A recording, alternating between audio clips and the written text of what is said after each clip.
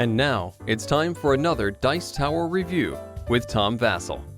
Hey folks, I'm Tom Vasel, and today we're taking a look at the Undo series of games, or at least the first three in the line. Undo, Weaving Fate Anew, these are called, Curse from the Past, Blood in the Gutter, and the Cherry Blossom Festival, which look, if you put all three together, they form a picture. Yay! And then when you look at the front, they're dead. Alright, so in these games, they're all the exact same idea. These people are dead. You get there, time of death. How do you stop them from dying? And you're going to go back in time and make choices that will change the present so that you can stop these people from dying. So it feels like it's an idea of one of these escape room in a box games, but with a story behind it. Ooh, exciting, isn't it? Let's take a look.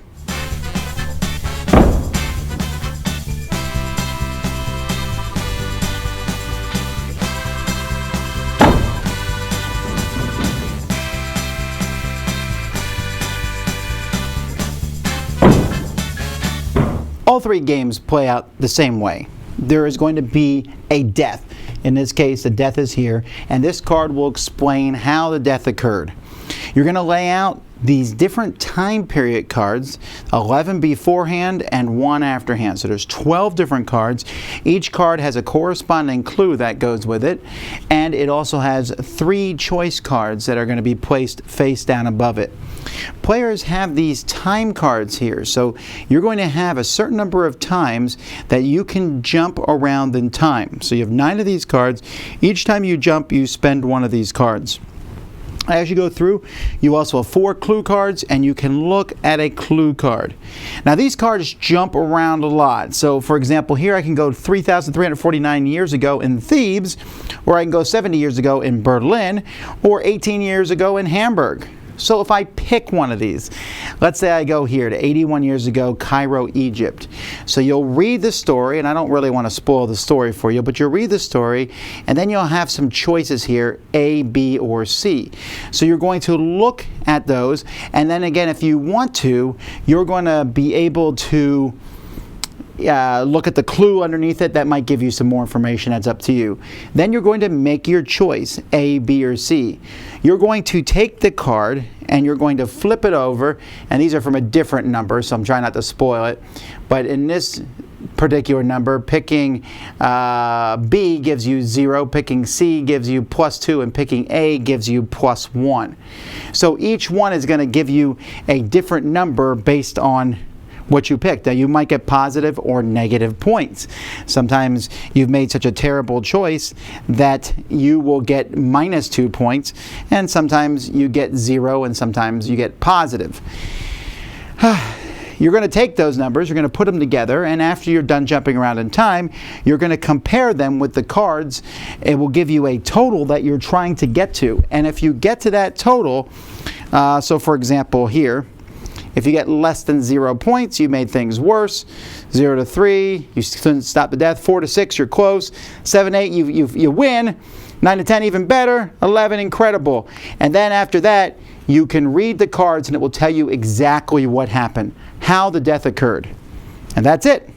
The rule book then says, hey, you can play again, but you literally know what happens at that point, so I'm not really sure why you would do it again. There are a lot of components in this game, but they don't really feel very useful. Like these cards here, you spend to jump around in time. That's the whole point of them. These clue cards, you spend to get a clue. They could have been tokens. These cards themselves are the most disappointing cards to me, because when you flip it over, it doesn't say, good choice, this makes this happen, this makes this happen. No, it's just a big fat +1, 0, -2. It doesn't tell you why you made a bad choice, if you've made a good choice.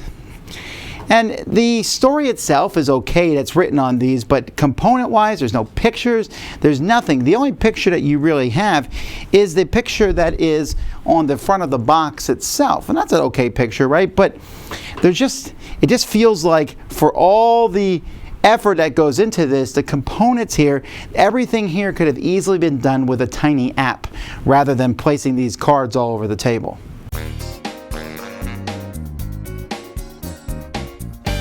It may be an overstatement, an understatement, I think, would be the better word, to say that I dislike these, because wow. There is so much wrong with these games, and I have yet to run across anyone on a personal level. I've seen some people online who seem to enjoy them, but everyone I have played these with, and including the solo game I played of one of them, they fail on so many levels. First of all, you are buying a game. Now, I've been able to sell the idea to my viewers of, hey, here's an escape room game that you get. It costs so much money. You get an hour or 2 hours worth of fun out of it. It's a one-time use. But wasn't that a great 1 hour? When it comes down to 10 to 15 minutes, I mean, it says 45 minutes to 90, folks. That is flat out not true, unless you are reading the words out loud really slowly. And then she did, or if you sit there and argue for 30 minutes over what decisions to make. These are not 45-minute games. These are 15 minutes, maybe. We're talking really short. And if you play a solo game, it's even, depending on how fast you read, it's faster than that. So to say you're getting that little game for this, then it better be like an amazing time. And it's not. They're murder cases, right? They're okay. They're not like fascinating, any of the three of them, honestly. One of them's more interesting than the other three. But they're not like that fascinating. And they remind me of another game from Z-Man or whatever the company made it. It was Dark Stories, where I would have a card and something would happen. And then you would ask me yes or no questions. And you slowly but surely figure out what happened. People like playing these kind of games where you keep asking questions. Yes, no, until you finally figure out what happened. That's exactly what these are. Except instead of getting a box of 30 of them, you get a box of 1. All those cards in the game, I make a decision. It's like +2. What did I do? I don't even know what I did. I mean, I stopped this. And here's the thing. It's time travel, except it's not. So let's say that a woman marries a man and they find out that they hate each other and then she kills him. That's not one of these three, but let's say it was. So I go back in time and stop them from getting married. Let's say that's one of the things. And then the next card back in time is them being married, but he spills juice all over the floor and makes her really angry. Whatever. I'm just making these up. But if I stop them from getting married, the other one would never have happened. So the game gets around us by saying all these things happen simultaneously. That doesn't even make any sense. If I go back in time and stop them from ever even meeting, then they can't get married later on. So the whole time travel thing, you are literally looking at 3 things and guessing which one's the best. Now you could say, well, as time goes by, you learn more and more clues. Sure, hoo-hoo. But you don't know where to jump and past. You're like, we'll go here. We'll go to this one. And there's one spot, and it's in the same spot in all 3, where you go there and they're like, guess what? This was a waste of your time. Oh, okay, thanks. Then why is it in the game? And just going here, you pick one, and then you have 3 choices, and sometimes one is obviously stupid. But sometimes the one that seems obviously stupid is also the correct one. You don't really have a lot of information to go on, and that little clue card doesn't really help that much. So you're jumping around in time, randomly guessing, and at the end they're like, here's the story. And then, I mean, every time, me and the other people playing, we looked at each other dumbfounded, as in, what? Huh? What? I'm sorry. I love escape room games. I love storytelling games. This one fails on all those levels. I played it solo. I played it with a group. I played it with a group that tried to get into it. We tried to win for sure. And at the end of the day, it just felt like a big fat nothing there. I cannot recommend these at all. And I really wanted to. I thought these were a really neat idea. At the end of the day, all 3 should have been in one box, or it should be an app. You just press buttons and see where it goes. I don't think people should buy these. I don't think it's worth your time. Dice Tower Judgment, I really dislike this.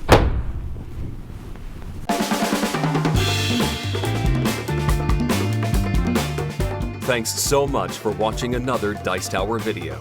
If you enjoy our videos, subscribe to the channel for more fun, comprehensive board game coverage. Also, consider joining us at one of our events. Come to Dice Tower Retreat, a small, intimate gathering where gaming is king. Join us for Dice Tower Cruise, the largest board game cruise. Attend Dice Tower West in Las Vegas for gaming fun on the West Coast, or Dice Tower East in Orlando, in sunny Florida. Dice Tower Conventions, the friendliest gaming conventions on Earth. I'm Eric Summerer, and you've been watching The Dice Tower.